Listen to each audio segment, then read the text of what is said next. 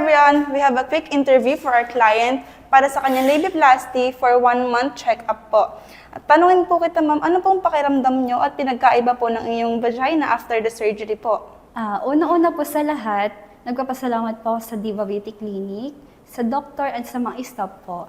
At nabigyan po ako ng magandang procedure na which is labiaplasty procedure po, na kung saan after 1 month po is nakita ko yung difference po ng aking private part.